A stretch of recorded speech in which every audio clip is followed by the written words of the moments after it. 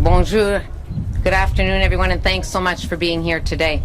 I wish to begin by acknowledging that we are situated on the traditional territories of the Erie, Neutral, Huron-Wendat, Haudenosaunee, and Mississaugas. This land is covered by the Dish with One Spoon Wampum Belt Covenant, which was an agreement between the Haudenosaunee and Anishinaabe to share and care for the resources around the Great Lakes.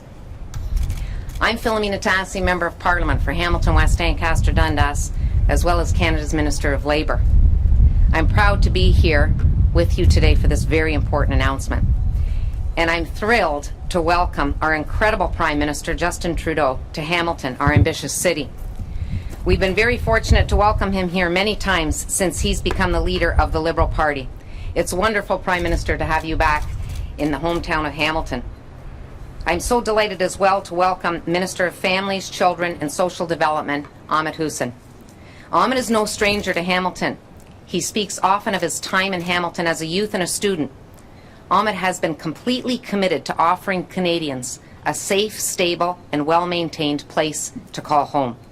In fact, the last time Minister Hussain was in town virtually, he announced a historic investment of $145 million in City Housing Hamilton to repair 6,290 affordable housing units across 66 multi-family buildings in the city over the next 9 years.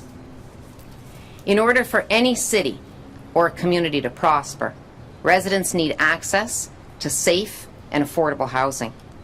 The pandemic has worsened many of the hardships already faced by Canadians experiencing housing insecurity or homelessness. Hamilton is no exception. Like other cities, we know that rents have gone up and housing prices have risen. I've seen firsthand many Hamiltonians who are struggling to find a safe and affordable place to call home. Housing has always been my top priority and a top priority for our government. Indeed, since 2015, our government has stepped up to help make over 1 million Canadians find safe and affordable homes. And we will continue to do what it takes to grow the middle class, build back stronger communities, and make life more affordable for Canadians. We have invested millions of dollars in affordable housing projects led by organizations like the YWCA and Indwell. I have been working on this in Hamilton with the assistance of my local caucus colleagues. We've held 3 symposia, 1 in 2018 and 2 in 2020, to get input from Hamilton stakeholders and to share information on how to access funding dollars. We held stakeholder engagement meetings hosted by the Good Shepherd with officials from CMHC, as well as the Parliamentary Secretary to Minister Hussain, Adam Vaughan. We have had great numbers of advocates here and stakeholders in Hamilton who work tirelessly to ensure that everyone in Hamilton has a safe and secure place to call home. I am incredibly proud of the advocacy that it takes place right here in Hamilton. And I know that when Parliamentary Secretary Vaughan was here, he actually gave a shout out to those advocates, saying it's one of the strongest advocacy communities across this country. I've also worked with the City of Hamilton officials and our Mayor to help develop affordable housing in our city. We will continue to do more to make sure that everyone has a safe, stable and well-maintained place to call home. Which brings me to today's announcement.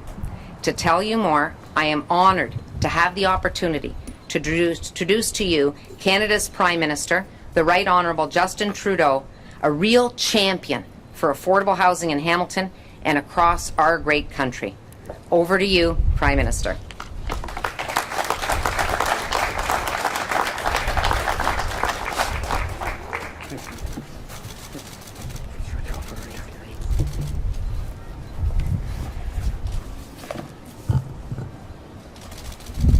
Hello everyone, bonjour tout le monde. It is absolutely wonderful to be here today with Minister Hussain and Minister Tassi to talk about what we're doing on affordable housing for Canadians. Philomena, thank you for your words. Thank you for your leadership here in the community and across the country as our Minister of Labour. It is always wonderful to be back in Hamilton with you.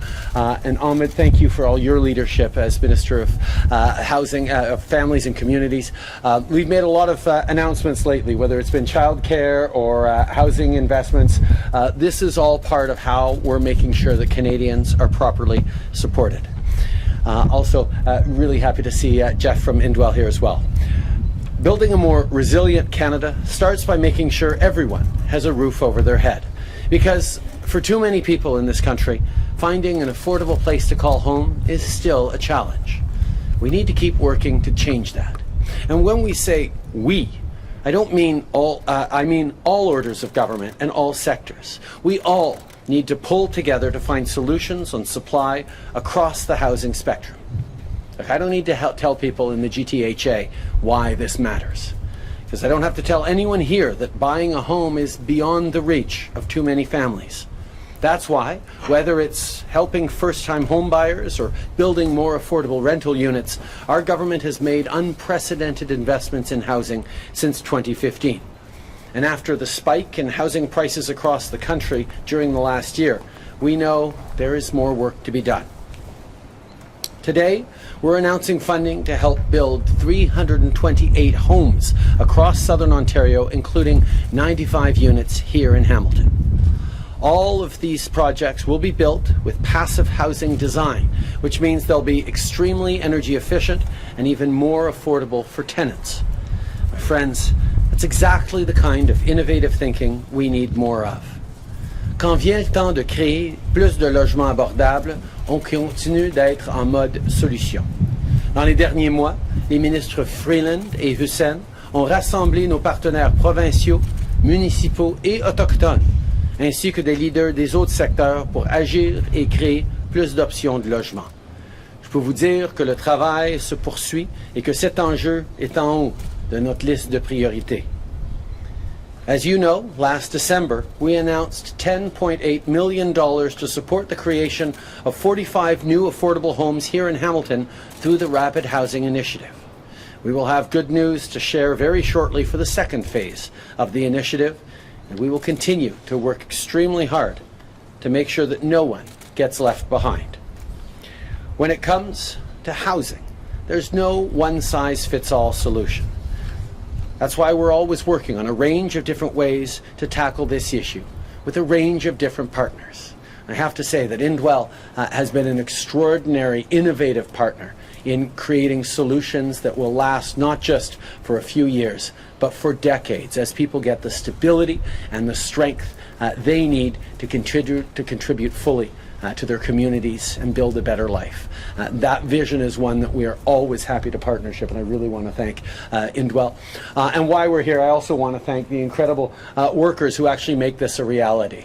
I know that CLAC and Labour have been a really important part of this, but the hard work done to build a stronger Canada and better opportunities for everyone that all of you do every day is what allows us to be here together and making these great announcements.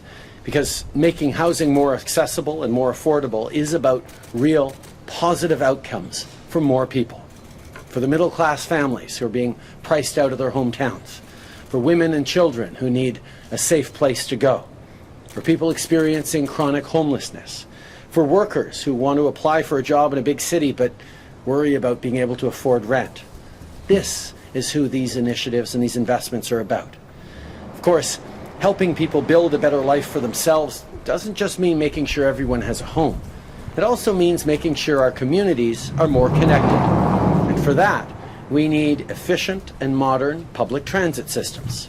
Recently, we announced that the federal government will contribute up to $1.7 billion to the Hamilton Light Rail Transit project. The new line will go from McMaster in the west through downtown all the way to Eastgate, Centennial Park and Stony Creek. This is good news for students, workers and families who have more important things to do with their time than being stuck in traffic. And that's not all this will mean for community.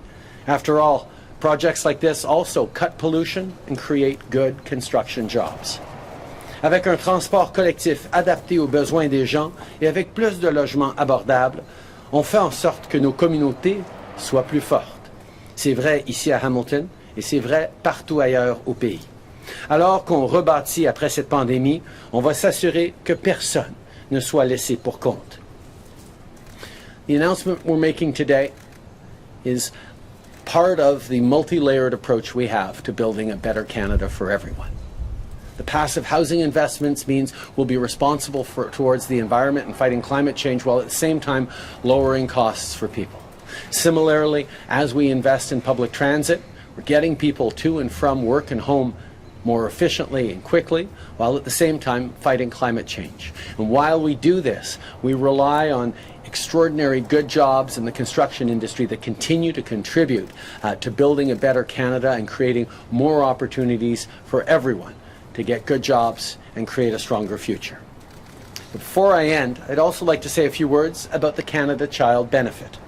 Today marks 5 years since we brought in this program. For millions of hardworking families who now have hundreds of dollars more every month for essentials like groceries or school supplies, the CCB has been a real game changer. Unlike the previous government sending checks to millionaires, we designed the CCB for families who actually need the help, and the results speak for themselves. In the last 5 years, we've helped lift nearly 435,000 kids out of poverty. Today, the maximum annual benefit is going up once again to keep pace with the rising cost of living. This is yet another example of progress.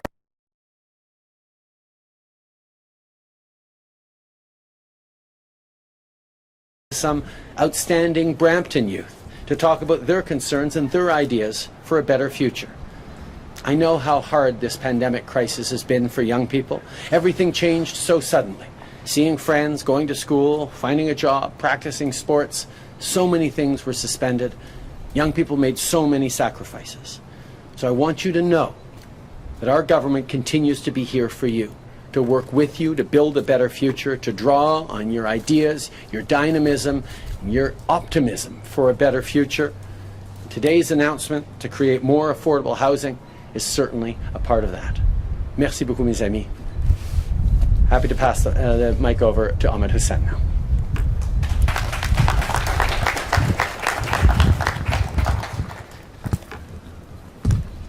Thank you, Prime Minister, for that kind introduction. Bonjour à tous.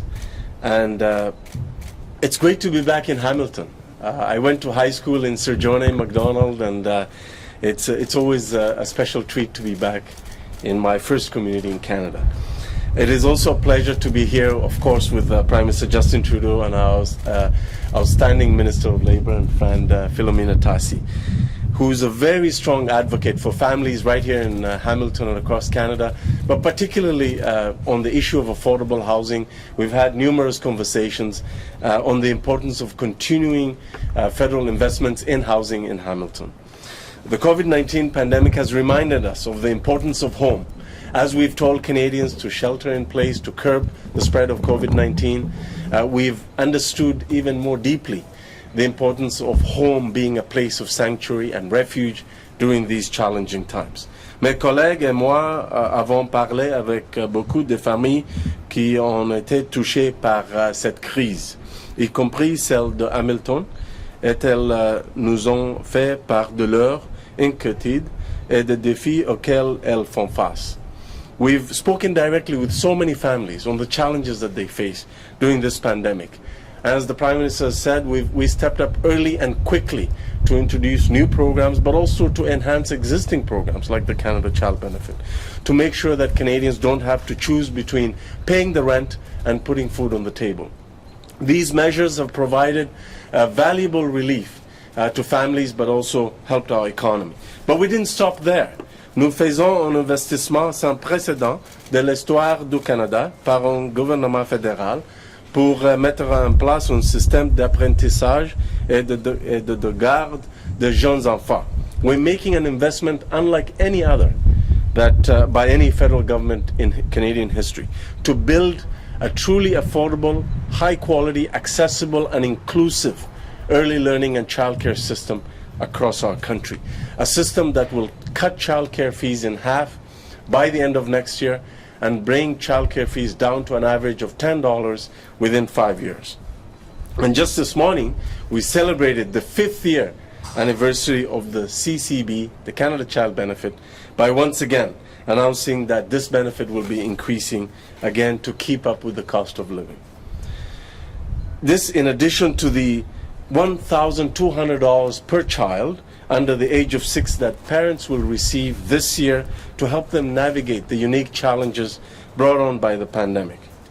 We also know that in addition to supporting families, we have to make sure that we're keeping an eye on the issues of affordable housing and access to safe and accessible housing. The National Housing Strategy is helping us to do exactly that. It has grown from a $40 billion program to a $72.5 billion program. The Rapid Housing Initiative is an example of that. A $2.5 billion investment that is taking 4,700 success stories and converting it into 9,200 new permanent affordable housing units across the country. Cette initiative s'assure que personne ne tombe entre les mailles du filet. This initiative is helping to ensure that no one is left behind. And just a few months ago, we announced, as Minister Tassi said, $145.6 million in funding for the repair and regeneration of over 6,200 affordable housing units in Hamilton to ensure that they're energy efficient, accessible, and to lengthen their lifespan. And one of those units is in 95 Hess Street, a social housing building that I inhabited while I went to high school in Hamilton. This is making a big difference in the lives of Hamiltonians and will make sure that more Hamiltonians have a safe and affordable place to call home. And today's announcement by the Prime Minister is another piece of that puzzle. And with that, I want to turn it over to Jeff Niven from Indwell to provide a few remarks. Merci beaucoup.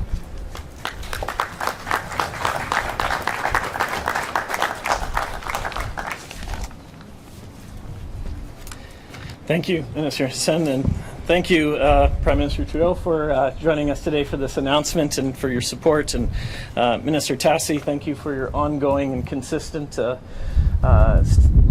search for finding solutions for people needing housing in Hamilton and across Canada. My colleagues at Indwell and I are honored that you're all here today.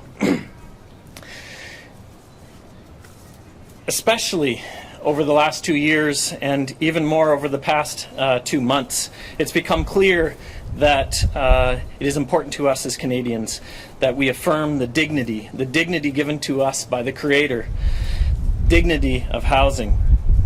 I live in this neighborhood. I live in Ward 3, and there's dozens of people, of my neighbors, who are sleeping under tarps in our neighborhood, and this is a solution to that. It's about affirming people's dignity, of all people. Yesterday marked 3 years from when we stood right here and we had a party. Who was here for that party? Some of you here? Here, woo-hoo! Yeah. And we purchased this site, and the first thing we did is we had a party to announce to our neighborhood that there was going to be change, that there was hope on the horizon. And here we are today, 3 years from that, with these buildings behind us.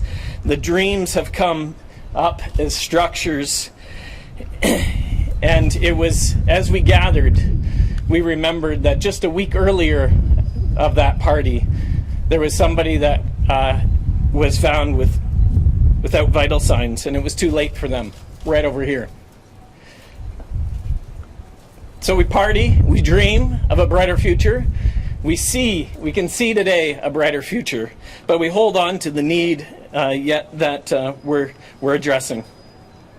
By this time next year, this courtyard will be a central hub for these 3 buildings and home for over 110 people. People whose hopes for health, wellness, and belonging are being realized. This building to my right here, the former stables of the dairy, might be surprising, but it will be the first to open later this year, and it will welcome 13. It'll create homes for 13 Indigenous tenants and the new offices for Sacagawea nonprofit housing. Where's Melanie? Melanie over there, Melanie McNall.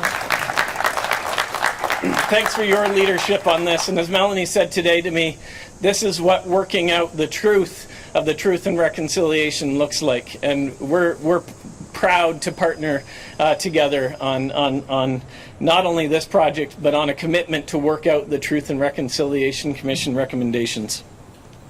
So we are thankful for you, and we're thankful for all of our partners that make this possible for truly deeply affordable housing and supports across southwestern Ontario. I'd like to thank our federal government as partners. Minister Hussain, when you come and you talk to us and say, what are the solutions? What do we need to do to partner to create real solutions to this? You listen, and we see that replicated, and we see the response in policy. So we thank you for listening to our community and creating solutions. And we're thankful for other levels of government and their contribution as well. And did you know that we have already raised over $3 million in private fundraising support as well for this? And I'll just call out Mary Dalton over there, who's the executive director of the Cowan Foundation, and they got almost $500,000 into this project in donations. So this is possible when we all come together and say, this is what's important. These are the values of our community, and this is how we live them out. And this is what's possible. We are thankful for the leadership of CMHC and their vision, the vision that by 2030 that everyone in Canada has a home that they can afford and that meets their needs. That's powerful, isn't it? We thank Canada Mortgage and Housing Corporation for this vision, and we're thankful to contribute and partner in it. And we will not settle, Prime Minister, until everyone has a home that they can afford and that meets their needs. And that's a commitment from us as a community as well.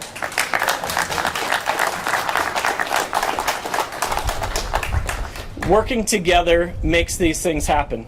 We see the buildings today. A year from now, we'll welcome you back, and we'll welcome you back, Prime Minister, to a ribbon cutting, and there will be, this space will be animated with stories, with lives, with hope, with new transformation of lives, and I'm just so delighted about that piece. That's why we're here today, isn't it?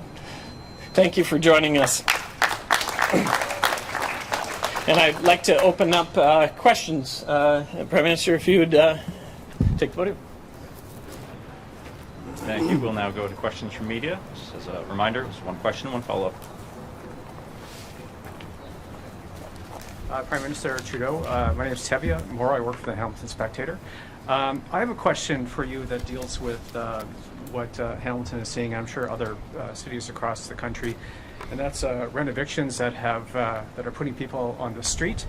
And I think your government has tried to address this through offshore investors, through the tax that will try and dissuade them from sitting on properties and leaving them vacant. However, I think a lot of people would agree that a number of these financialized landlords are right here in Canada, and I think that tool would not apply to them. So what are you doing to try and prevent this problem, really, which is a huge attrition in the private market, to prevent people from getting pushed out of their homes? Well, I think first of all, we recognize not just in Hamilton, but right across the country, housing is a huge challenge. There is a spike in prices that we've seen associated with the pandemic, but not only because of the pandemic. There are challenges around adequacy of supply. There are challenges around rising costs that are pricing many young people who would want to get into the housing market and start equity out of the market and then delaying them by a few years, which will have impacts over the course of their lives. This is something we recognized back in 2015, and we decided in a very deliberate decision that it was time for the federal government to get back into the business of housing in this country. Previous government had taken Canada out of the business of housing, left it in the hands of municipalities and the provinces. But we needed the federal government to come back in to make up for lost time. And we did that in a big way with the National Housing Strategy announced in 2017, with a number of different initiatives, because as you point out, there are many different angles and aspects to the housing crisis. The first-time home buyers incentive makes sure that for young couples getting into the housing market, they can get a break on their mortgages so that they can actually afford the down payment and the payments to get in earlier into the housing market when we know prices are going up so significantly. Recent initiatives like the Rapid Housing Initiative that actually is delivering money quickly to municipalities to build more solutions. Initiatives like the Rental Construction Initiative that we leaned on yesterday in a big announcement in Brampton to create more and more affordable rental units right on public transit. And today we're talking about the Affordable Housing Innovation Fund, which we're working with Indwell and other partners across the country to find innovative solutions for low-cost housing and availability, deep affordability for people. Yes, there are other measures we've brought in as well, including a proposed tax on non-resident, non-occupying, non-Canadian owners of properties. But all these different things need to come together. And yes, the federal government can be there to give direct supports like the portable housing benefit for families, which we're delivering. But at the same time, we need to have provincial partners, we need to have municipal partners, all orders of governments, and a great example of Indigenous partnership as well for this building. Rents and evictions are actually monitored and controlled by provincial legislation, not federal legislation, but we will continue to be there as investors, as partners, as direct supporters of Canadians who need to get better, secure housing. Because as much as housing is a problem, it's not just a problem, it's also a solution. And looking at that solution for so many other challenges we're facing is something this government remains committed to. Thanks, Prime Minister. I have a follow-up question which deals with a local issue. Your colleague, Minister McKenna, a little while ago told us about well, the big LRT announcement, which you've mentioned again today. However, there was a condition that were her words, that she suggested that affordable housing would have to come with this light rail line. We're hoping you could provide a little more clarity as to what that means. Who's going to provide that?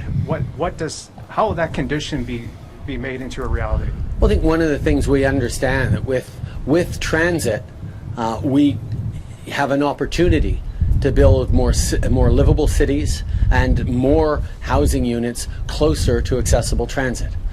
We need to build transit, we need to build homes close to transit.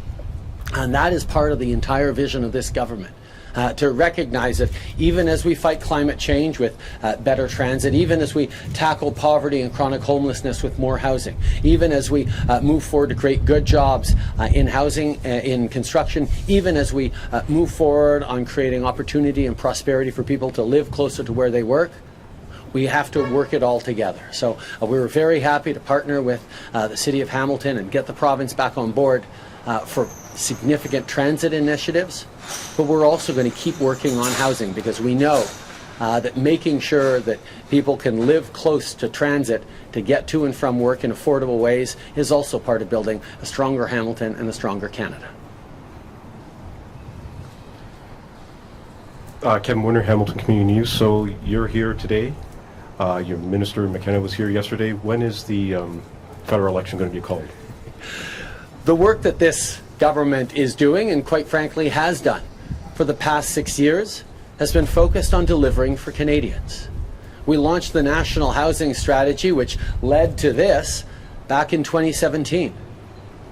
We've continued to step up on a Canada Child benefit that 5 years ago was put into place and has had an impact on families all across the country with more money every month tax-free for the families who need it. We've moved forward on investments in public transit, and of course we're announcing a lot this summer because over the last year and a half we all spent a lot of time on Zoom, and it's nice to be here in person to talk about the work that we've done over the past year in setting this up, including with the historic budget 2021 that has laid out the kinds of investments that will ensure that we build back better, we build back greener, we build back fairer for everyone.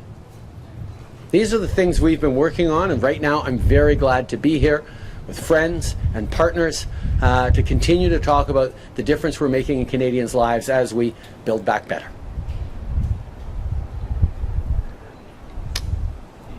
You were at the mosque this morning, and in light of the attack against the Muslim mother and daughter, your government has been criticized for not doing enough to combat Islamophobia.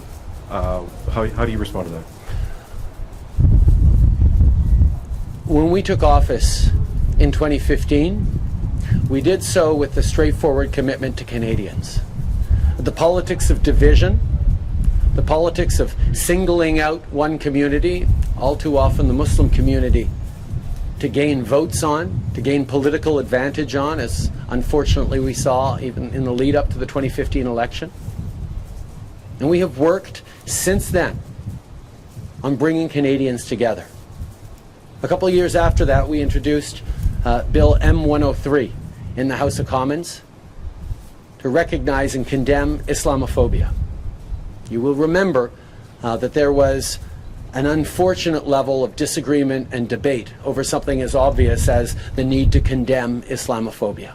And over the past years, the work that we've done as a government with partners in the community sector and indeed across the country, we've gotten to a place where Canadians all understand that we have to fight against Islamophobia, even as we stand against anti-Semitism, even as we stand against the troubling rise in anti-Asian racism, even if we stand against the systemic and perpetual anti-black racism that Canada still struggles with, and even as we continue to redouble and recommit ourselves every day to the hard work of reconciliation, particularly given the very difficult news coming out of Cowessess, out of Kamloops, out of former residential schools across the country for so many Indigenous peoples and for so many Canadians to realize what our history is about. So what have we done over the past years to counter Islamophobia? We established an anti-racism secretariat that has a direct mandate on that. We've worked with our intelligence agencies and security officers to make sure that we're listing organizations like the Proud Boys and far-right extremists as being on Canada's terrorist list. We've continued to invest in community safety infrastructure for mosques, for synagogues, for churches, so they can install cameras that will keep them safer. We've actually moved forward recently on new legislation to strengthen our justice system, to be able to go after online extremism and counter online harms, including restoring Section 13 to the Human Rights Act. We have taken many steps, but I absolutely agree. A government alone cannot eradicate racism, cannot eliminate Islamophobia. I mean, there's much we have done and there's much more we will do, including hosting a national summit on Islamophobia this week. But it is on all Canadians to stand with vulnerable communities, to be better allies. When a kid from the LGBT community is being bullied, we need to show them we're there for them.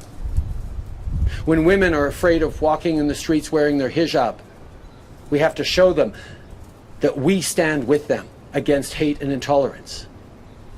When a synagogue is vandalized, it's up to all of us, not just Jewish Canadians, to come out and stand against that kind of hatred. And yes, the horrible pandemic has created anxieties and stresses. I think about domestic violence, where we were telling people to stay home because you need to stay safe. What about those women for whom home is not a safe place? We cannot simply expect that government can pass a piece of legislation and do it all. I mean, yes, we have lots to do, we have done, and we will continue to. But we need every Canadian to be standing against hatred and intolerance. From calling out sexist language in the workplace, to pushing back against discrimination in our community, to standing with community members who are fearful because of their religion, because of the way they look. If we want to be the country I know we want to be, we all have to step up. We have to come together. And that is what we're working on as a government, and that was what we're working on as Canadians.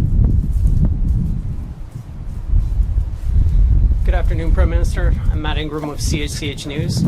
I'm wondering, in light of the attack in Ancaster, a number of people in the Muslim community are feeling unsafe. Tackling Islamophobia is certainly going to take time, so I'm wondering, are there some immediate concrete steps you can take today to make people feel safer in their own community? Nobody in Canada should feel unsafe walking the streets, going about their business, regardless of what they're wearing or what their skin color is. That's not what Canada should be. Unfortunately, that is the lived reality for far too many Canadians. And in the Muslim community, the anxiety they're feeling just going out to the store, wearing a hijab, and being fearful is unacceptable in this country. So yes, as a government, we've convened a national summit on Islamophobia later this week, where we're going to talk about deliberate and measured steps that we can take. We've moved forward on countering online harms and giving more power to the justice system. We're working with police officers and agencies to ensure that we're both countering systemic racism within them, but also making sure they're connecting better with communities. There is much we need to do, and I know the National Council of Muslim Canadians have put forward a list of recommendations that we're going to be talking about later this week, and we're going to move forward on. But it is something that if you want to talk about ending racism in our communities, ending Islamophobia, ending the ignorance and the intolerance, yes, government has a big role to play, and we will always play it. But ordinary Canadians, from coast to coast to coast, need to step up and realize we are all part of the solution. We can all stand against systemic racism, unconscious bias, against intolerance. There is more we can do to be better allies to one another, because that's what Canada is supposed to be all about. In regards to the reopening of the border, yesterday you said that you'll continue to work with the American government.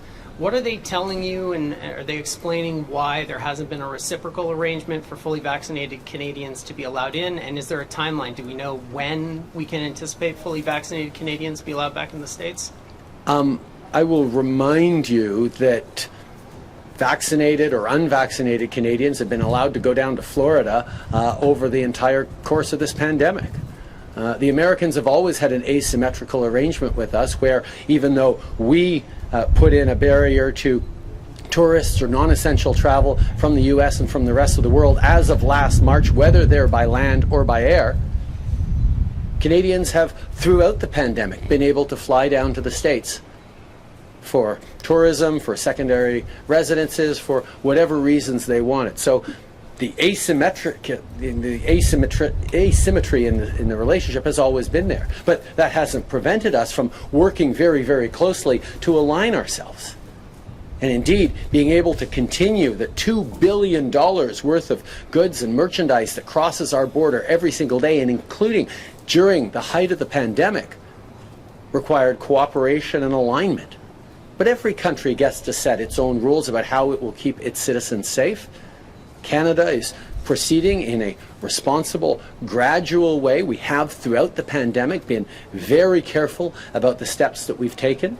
And we're going to proceed in a gradual way allowing fully vaccinated Americans only to come into Canada as of the 9th of August. But we will still be monitoring, we will still be doing testing, we will still be demanding pre-arrival tests, because we are going to be cautious about it every step of the way, because we've sacrificed too much over the past year and a half to fall back into another wave or another surge now. And that's why, to everyone out there who is looking at our rising vaccination rates and saying, oh, it's great that everybody else is getting vaccinated, that means I won't have to, think again. We're going to continue to live with COVID-19 as a world over the coming years until we eradicate this. And that means there will continue to be cases here and there, including in Canada, in the coming months. And those cases will be primarily amongst people who didn't get vaccinated or didn't get their second dose of vaccination. Hospitalizations and severe consequences are still out there. We are not at a level where we can let down our guard. So please, if you haven't got your first dose yet, now is the time. If you haven't got your second dose, it's also the time to do that, because we all want to have a better fall. So please continue to get vaccinated. We're leading the world right now in percentage of people vaccinated. We're continuing to do that. Keep it up. We're not through this pandemic yet, but we are on the right track. Hi, Prime Minister. Heather Butts with CTV National News.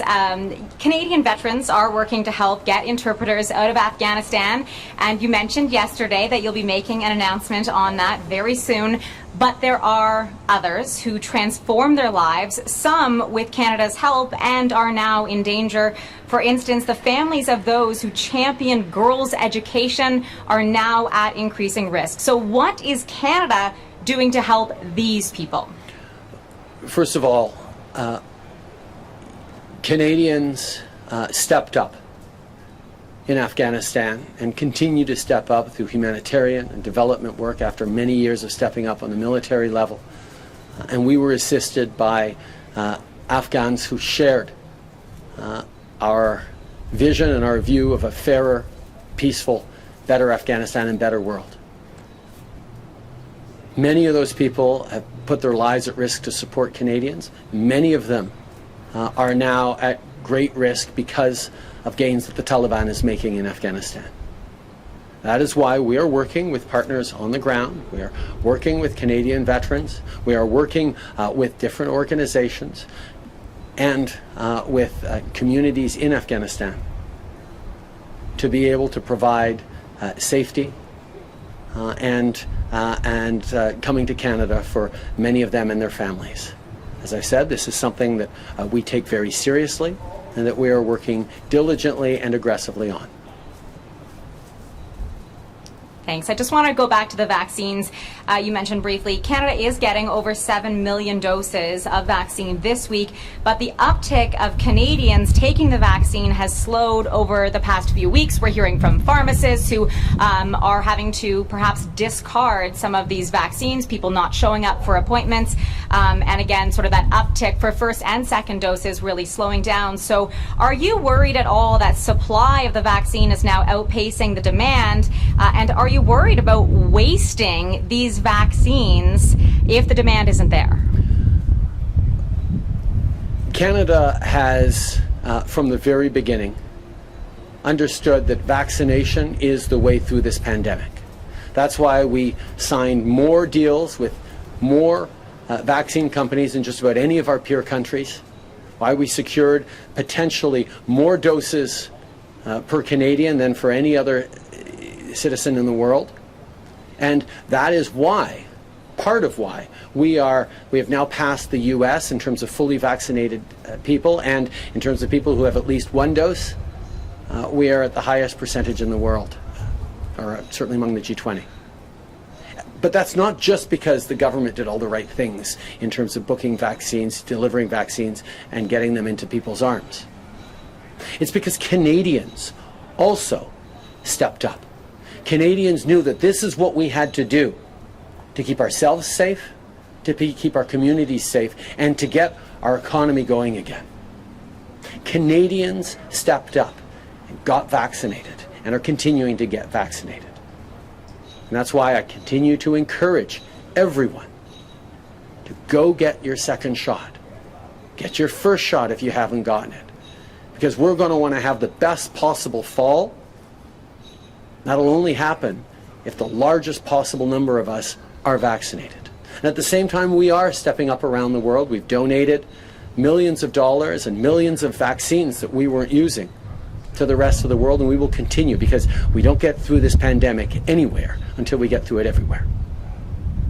Nicole Thompson, the Canadian Press. I wanted to ask you about sort of the lack of transparency coming from the U.S. about why they aren't following Canada's lead on allowing Canadians to cross the border by land rather than just by air.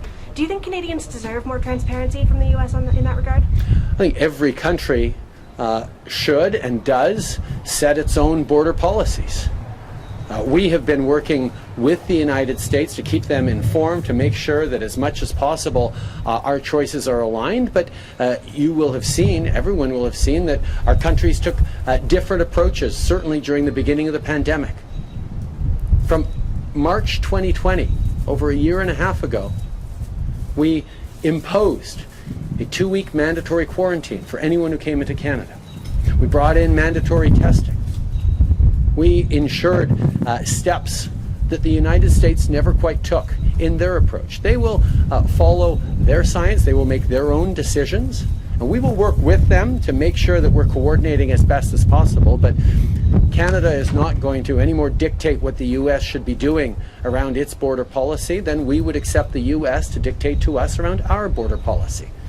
As friends and neighbors, we will work together as best we can, but each of our respective governments' responsibility is to keep our citizens safe. And that is what's going to guide us every step of the way. And of course, that is what guides the American government as well. And taking it back to the issue of Islamophobia, we've seen that numerous Muslim charities have written to you in recent weeks raising concerns about being unfairly singled out for Federal Revenue Agency audits and sanctions, which they say contributes to Islamophobia. Will you act on their concerns? Absolutely. We are extremely concerned with these reports and are looking very closely at our processes. It is unacceptable that processes single out any particular communities. We do have important work to do to make sure that charitable organizations are following all the rules involved, and that is an ongoing process. But recognizing that systemic racism exists in all of our institutions, in all of our governments, in all of our organizations, means listening to communities who point out barriers or discrimination that they're facing and pledging to work with them to solve these challenges. Hi there, this is Bobby Hristova with CBC News. You're saying the government can't fight hate alone, and ordinary people need to call out discrimination and support those who are afraid. A lot of people are already doing that, though. So how else can ordinary people like the ones here today help? First of all, by having absolutely zero tolerance for anyone in any leadership position that plays up the politics of fear or division. Canadians massively rejected that in 2015. And we need to continue to remain vigilant that in various rhetoric and dog whistle politics and coded language, that we're calling out people who are encouraging Canadians to be divided as opposed to pulling together. Further, people can reach out to community groups, whether it's grassroots Muslim organizations or through the local mosques, to ask how you can help. Whether it's going to visit on